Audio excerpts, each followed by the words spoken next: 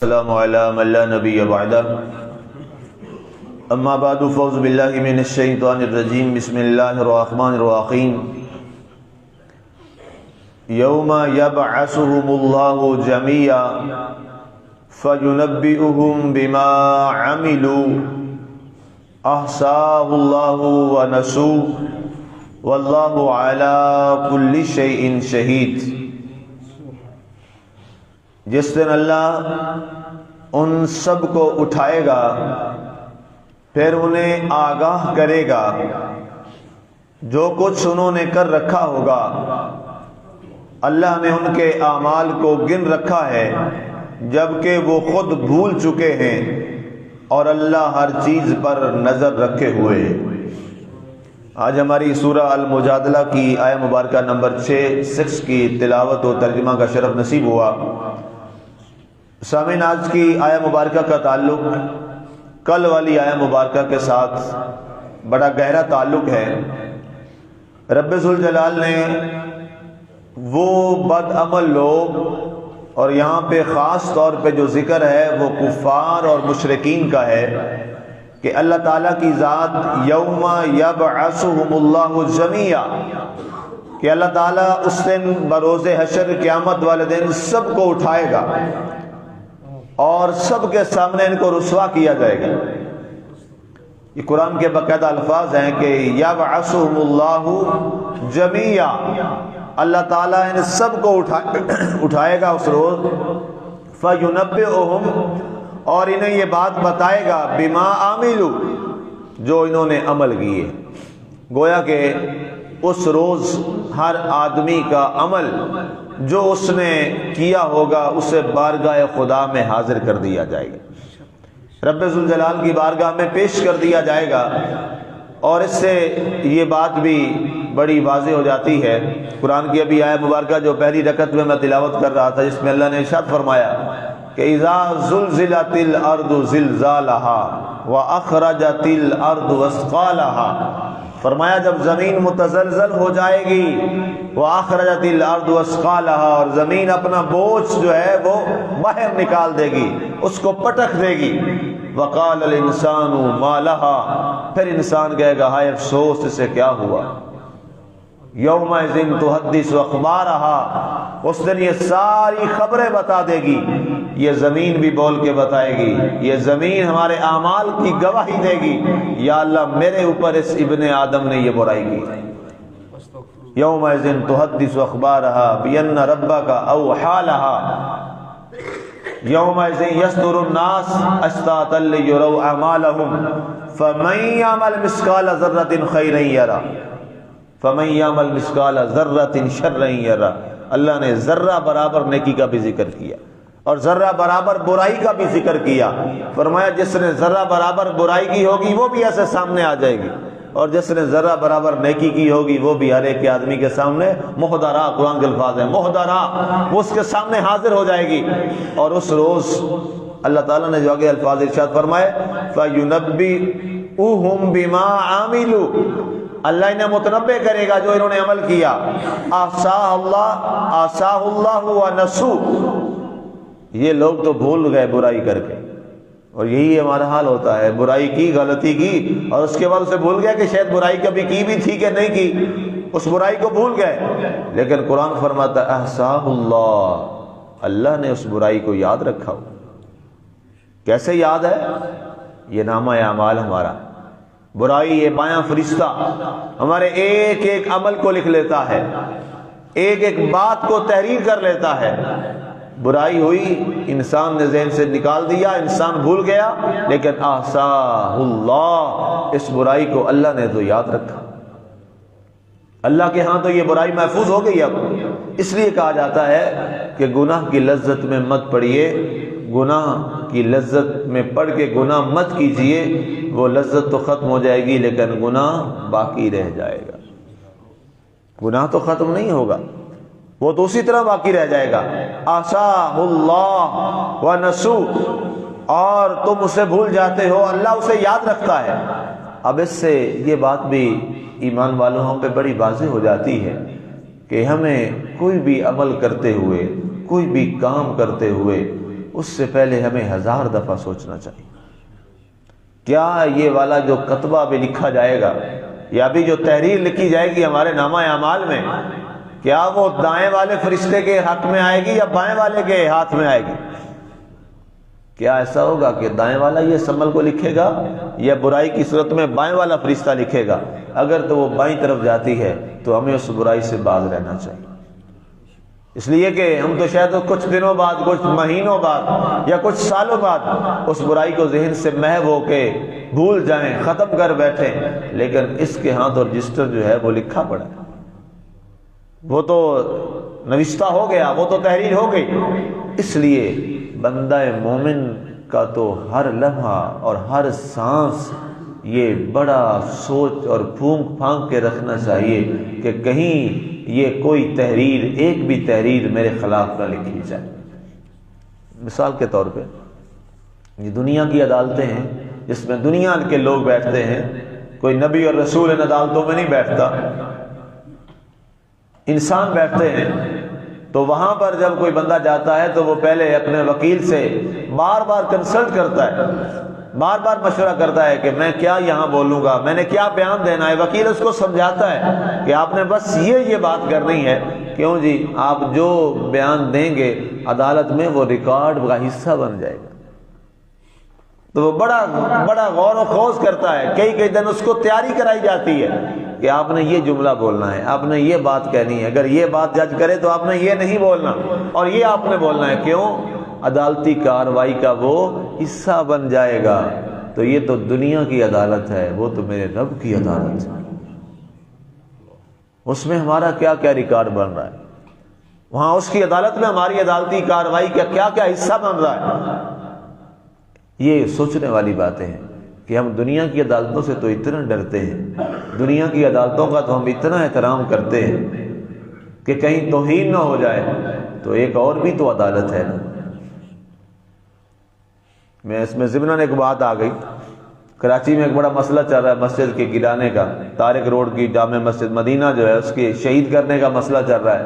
تو سارے کہتے ہیں جناب عدالت کا حکم آ گیا ہے، عدالت کا حکم آ گیا ہے، تو توہین عدالت نہ ہو جائے، اس لیے اس پر عمل کرنا ہوگا لازمی۔ تو مسلمانوں یہ تو چیف جسٹس انسان ہی ہے نا، دنیا کا ایک آدمی ہے نا، پاکستانی ہے، یہاں کا رہائشی ہے کہ انسان ہے، اس کا حکم ہے اور ایک عدالت کا حکم ہے، تو اس پہ جی مسجد بھی ہے تو اس کو بھی شہید کر دو کہ توہین عدالت نہ ہو جائے۔ تو یہ دنیا کی عدالتوں کی اتنی عزت اور احترام آ گیا، رب کی عدالت کا احترام کوئی نہیں ہے۔ یہی سارے کہہ رہے ہیں نا، جو بھی بولتا ہے جی وہ چیف جسٹس صاحب نے کہا ہے توہین عدالت نہ ہو جائے، یہاں تو بڑے جملے پھونک پھونک کے اور قدم بھی پھونک پھونک کے رکھتے ہو کہ دنیا کے جج کی توہین نہ ہو جائے، اور دنیا میں بنائی ہوئی ایک عدالت جس کے اندر مسلمانوں کا قانون بھی نہیں ہے، انگریز کا قانون چل رہا ہے، ایک عرصے سے وہی چل رہا ہے، تو اس کی توہین برداشت نہیں ہے۔ تو کبھی غور کیا مسلمان نے کہ روزانہ وہ اللہ کی عدالت کی کتنی توہین کرتا ہے، وہ اللہ کی عدالتوں کی کتنی توہین کرتا ہے، کبھی اس کا بھی خیال کیا؟ یہ بات ہمارے لیے قابل غور ہے کہ مسلمان کس سمت چل پڑا ہے، مسلمان کی ڈائریکشن کیا ہے۔ ہم دنیا سے ڈرتے ہیں، دنیا والوں سے ڈرتے ہیں، دنیا کے قانون سے ڈرتے ہیں، دنیا کے جناب چالانوں سے ڈرتے ہیں، دنیا کے جرمانوں سے ڈر جاتے ہیں، لیکن اللہ کی عدالت سے ہم نہیں ڈرتے۔ یہ حقیقت ہے، اس میں کوئی دوسری رائے نہیں ہے، یہ حقائق ہے۔ اگر یہاں جرمانہ ضیاء صاحب کے دور میں لگا تھا کہ جناب جو نماز نہیں پڑھے گا اس کو اتنا جرمانہ ہوگا، تو جناب سارے اٹھ کے جاتے جرمانہ نہ پڑ جائے، نماز پڑھ لو، لیکن اللہ کے لیے کتنے لوگ نماز پڑھتے ہیں؟ یہ ایک سوالیہ نشان ہے، یہ ایک سوالیہ نشان ہے۔ تو اللہ نے فرمایا احصاہ اللہ ونسوہ، اللہ تعالیٰ اسے یاد رکھے گا جو برائی کرو گے، جو غلطی انہوں نے کی یا جس نے جو برائی کی، اللہ تعالیٰ اس کو یاد رکھے گا، نیکی کو بھی یاد رکھے گا، برائی کو بھی یاد رکھے گا، لیکن یہ بھول جاتے ہیں واللہ علی کل شیء شہید۔ اللہ نے فرمایا کوئی اور گواہ بنے نہ بنے، تمہارے ہر عمل پر میں خود خدا گواہ ہوں۔ باقی تو بندہ کہتا جی گواہ جھوٹا ہوگا، نعوذ باللہ، شاید گواہ نے گواہی سچی نہیں دی، اللہ فرماتا ہے گواہوں کو ہی چھوڑ دو، میں نے باقی باتوں کو چھوڑ دو، واللہ علی کل شیء شہید، ہر چیز پر کون گواہ ہے؟ اللہ گواہ ہے۔ اب اللہ کی شہادت کو تو نعوذ باللہ جھوٹا کوئی سوچ سکتا ہے؟ ایک لمحے کے لیے سوچنا بھی کفر سے پتہ نہیں کہاں کہاں تک آگے لے جاتا ہے، کتنی بے ادبی میں لے جاتا ہے۔ اس لیے جب ہمارے ہر عمل کا گواہ ہمارا اللہ ہے، ہمارے ہر عمل کو ہمارا رب دیکھ رہا ہے، ہمارا اللہ ملاحظہ فرما رہا ہے، اور ہم ہر لمحہ اللہ کی نگاہ میں ہیں، اللہ تعالیٰ کی توجہ میں ہیں، تو پھر ایک مرد مسلمان کو یہ ضرور سوچنا چاہیے کہ میں نے ایک اللہ سے عہد کیا۔ عہد وہ کیا ہے؟ سب سے بڑا عہد ہے، وہ عہد ہے لا الہ الا اللہ۔ یہ کتنا بڑا عہد ہے۔ لفظ، پہلا لفظ پہ غور کیجئے، لا۔ عربی زبان میں لا کا معنی کیا ہوتا ہے؟ نہیں۔ لا، کچھ نہیں ہے، یہ کائنات بھی کچھ نہیں، یہ زمین و آسمان بھی کچھ نہیں، یہ کائنات کی رنگینیاں بھی کچھ نہیں، اس کائنات میں کچھ نہیں ہے، کوئی چیز نہیں ہے الا اللہ۔ اگر اس کائنات میں کوئی ہے تو صرف اللہ۔ یہ کلمہ اصل میں ہمارے دلوں میں نہیں نا اترا، کلمہ ہمارے دلوں میں نہیں اترا۔ جس دن ہم نے کلمہ دل سے پڑھ لیا، جس دن ہم نے کلمے کو دل سے ادا کر لیا، تو پھر یاد رکھیے گا اس دل سے پڑھنے والے، کلمہ پڑھنے والے شخص کا پھر حال کیا ہوتا ہے؟ وہ علی حجویری بن جاتا ہے، وہ علی حجویری بن جاتا ہے۔